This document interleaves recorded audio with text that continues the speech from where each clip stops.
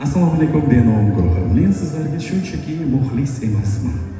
Men sizlarning qo'shiqlaringiz bilan yuragi bitta bo'lib ketgan insonman. Necha yildan beri konsertingizga tushishni orzu qilardim, lekin har safar nimadir to'sqinlik qiladi. Nega? Oilaviyman. Nimadir to'sqinlik qiladi joyidan. Nimadir to'sqinlik qiladi. Ba'zan vaqt, ba'zan sog'liqdagi muammolar aytibdilar.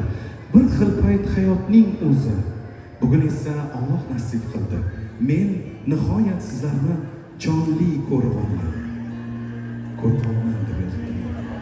Keyin hayotimda shunaqa paytlar bo'ldiki, gapirishga hech kim bo'lmagan, lekin tinglashga sizlar bor edingiz. Sizlar bilmagan holda bir insonni jimlikdan va sukunatdan chiqargansiz. Men yoshligimdan sahnani orzu qilardim, sizlarga o'xshab insonlarning qalbiga yetib borishi uchun. Lekin men sizlardek katta sahnaga chiqa olmadim. Qaniydi imkoni bo'lsa-da sahnaga chiqsam va bir oz bo'lsa-da insonlarni qarsagini his qilsam, xohladimki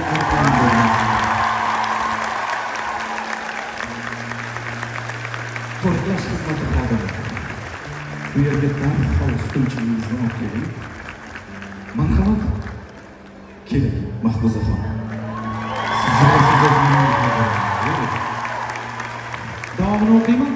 Mehmonning mikrofonini chiqarishga qadar men davomini o'qiyman. Bir narsani unutmang, qayerdadir sizlarning ovozingiz bilan yashab yurgan bir inson bor. Sizning ovozingiz bilan urib turgan yuraklar bor.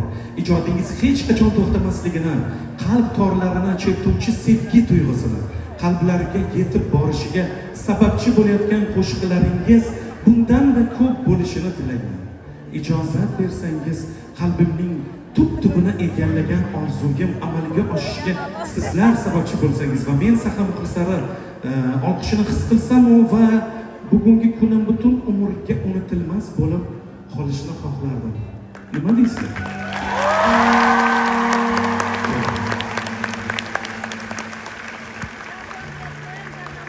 Bu xatni chiroyli qilib Orzular amalga oshish yo'qolmas sifatiga ega.